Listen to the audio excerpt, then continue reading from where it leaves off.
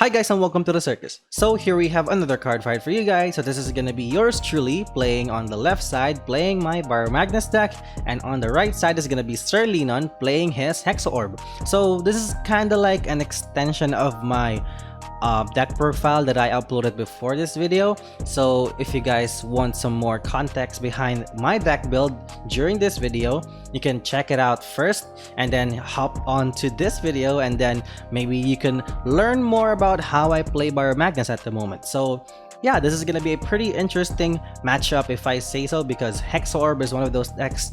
Hexaorb is just one of those decks that can output a lot of power just on turn 3 onwards. So it's gonna be pretty hard on a Dark States clan because on a Dark States clan. It's on a Dark States deck or ride line, because we're gonna be very fragile at least before grade 3.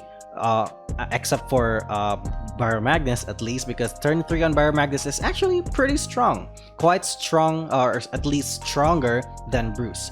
But Bruce has a more oppressive turn 4 than Baromagnes, depending on the situation. So right here, we are going to be going to our Hexaorb player's turn. He's going to be swinging for 10, and then I take the damage. I healed out the damage first on my first attack, which is kind of an oopsie, because if I did commit more cards on the board right there was an opportunity for me to be damage denied, which is quite a problematic turn of events when using Baromagnes, because you will need at least 1 CB on your first grade 3 turn. That is absolute. Okay. So right here, we're going to be committing a Brother Soul charging 2 cards. So we're going to be sitting at 8 soul.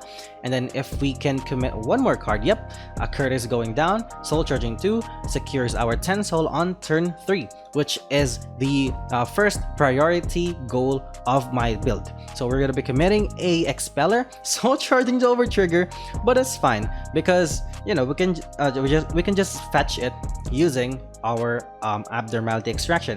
He's gonna be guarding that for 5k, and then right here we're gonna be swinging for 23k to crits. He is committing a PG this early, so that is quite something of a move here. So he did commit a PG, discarding the front trigger, and then right here, since he did damage, since he protected himself from my 2 crit Vanguard, there's actually an opportunity for me here to damage deny him as well, because even if I checked a crit there, I think I would have still passed, because I don't want to give him too much damage, because he can actually run over me really hard on his first grade 3 turn just by using like 1 or 2 counterblast, just like on my side.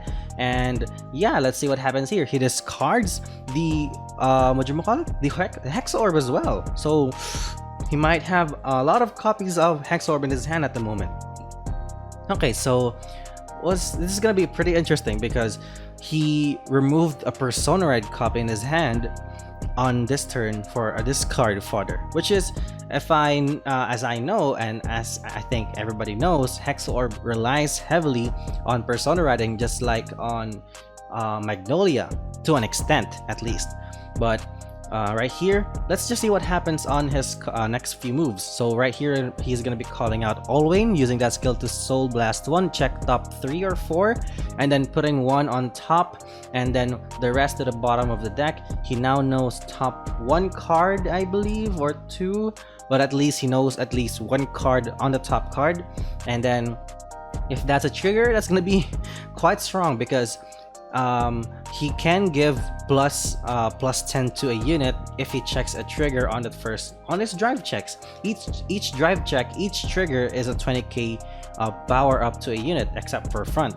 So yeah, let's see what happens here. He's calling down the the Octa Devoted Sorceress. So this is gonna be the resource managing card that Hexaorb has, which is gonna be like a plus to soul, I believe, and then draw, or it's like a CC1. I know that it's a CC, so yeah, he's gonna be swinging at my Expeller. I just happily take it, because at this point Expeller is not really that needed anymore. He's gonna be checking a front, giving power to Alwayn as well, plus a 10k using Hexaorb skill, taking 1 damage, and then right there a Expeller going down. using that skill of the extra devoted sorceress, octa-devoted sorceress to CC1, and then use that skill of Alwyn. Since he checked a trigger, he CB'd 1 and then gave another 10k to Alwyn, so it's gonna be a massive 40k. I take the damage, and then right here I'm gonna be saving for 3 damage, riding oh no, I'm not really personal riding this game, so this turn at least, but yeah, let's see what happens here. So I'm gonna be committing a Curtis, which is gonna be very nice because I'm setting now at 13, so if I can have just one more card that can soul charge 2, I'm set. So right here, what are we gonna do? Okay, we're gonna commit a abnormality extraction or supernatural extraction, if you want to call it that, that way. Right here. Okay, so we are gonna be fetching to our hand a over trigger, which is the one that we soul charged earlier, which is very nice because I know that Hexaorb turn 4 onwards can output such a big column. I've experienced it and I learned the hard way, and just that over trigger to my hand really will help a lot when it comes to that part, because it might just be it's like a win or lose situation. So I did discard the copy of Brother Soul instead because it's a dead card in hand if I use the abnormality extraction, so that's a good payoff if I say so. So we're gonna be swinging twice, and then he guarded there, and then he guarded again, and then we're gonna swing for 23k, no, 23k 2 crits. I'm gonna call out an appear and a expeller, so they both won't hit anymore, but I need the CC and the guard value for next turn, so it's fine if I just take him to 4 damage this turn. And then since he those two grade 2s won't hit anymore, it's fine, but I need the CC plus a 20k shield on the left side on my part. And yeah, so I just need a lot of a lot of shield value on this very turn, because I know that he will push hard. He did Persona Ride because he is able to discard the other copies in his hand, so I think he is gonna Persona Ride anyway. So right here, he's gonna be calling down the Diaglass Sorceress, I believe, to check top 2. He CB'd 1 and then checked top 2 and then call out cards, but he did not call anything.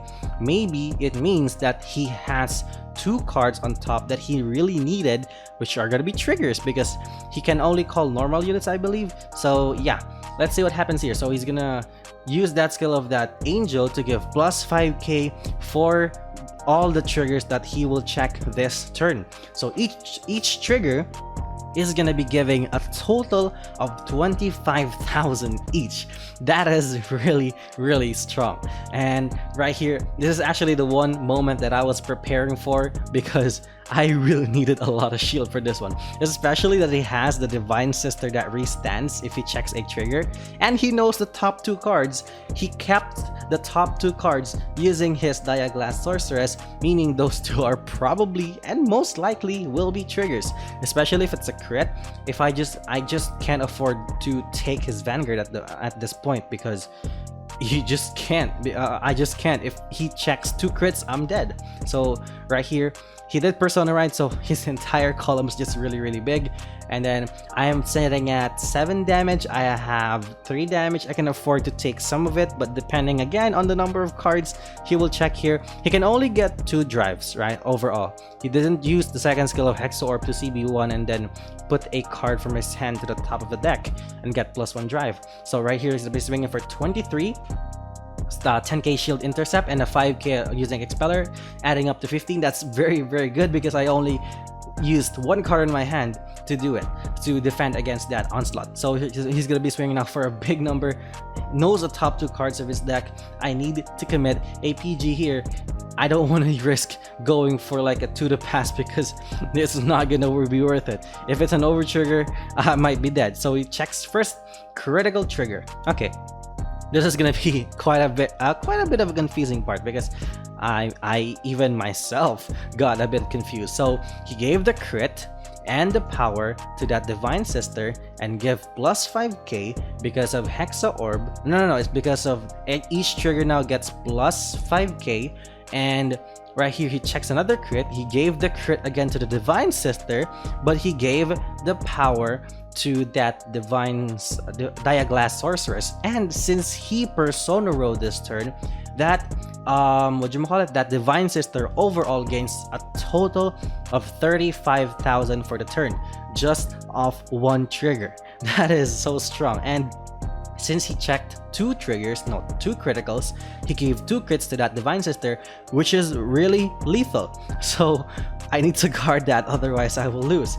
So right here, he only has 2 drive checks at that time, so he gave everything again to the other column.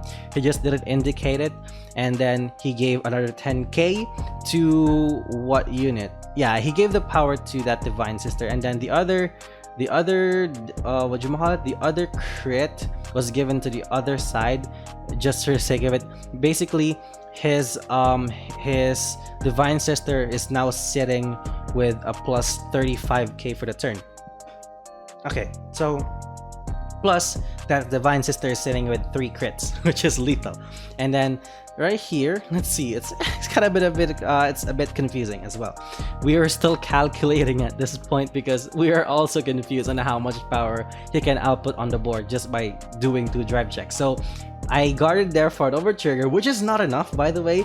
I need to commit 1 more card, and then that was enough. Thankfully, if I didn't have the overtrigger, I only have 1 card in hand and just take the damage at the end of the turn. He used that skill of the Painkiller Angel to retire herself and draw a card, which is just a self-replacing card to have another possible shield in his hand. So right here, we survived that, thankfully, if I didn't get the overtrigger from my soul to hand using Abnormality Extraction.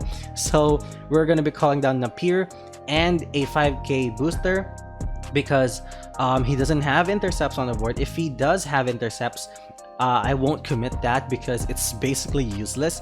And then right here, we're just gonna be swinging for 4 attacks this turn, calling out the Sonicers from our soul and just hoping to possibly win. Because if I can't win this turn, I will be dead, honestly. He can do that thing earlier all over again. It's just beautiful and it's scary at the same time.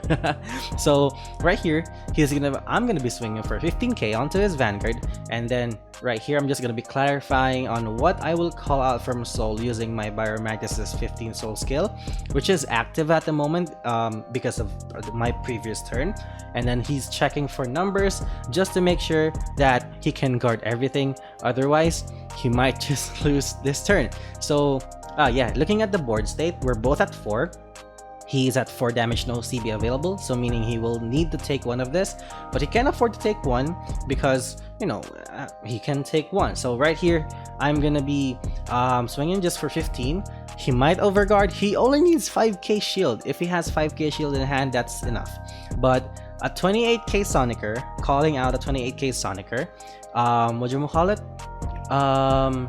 It's requiring you to guard with 20k shield, which is, he checked 2 triggers earlier, but those weren't front triggers that gets plus 5k shield.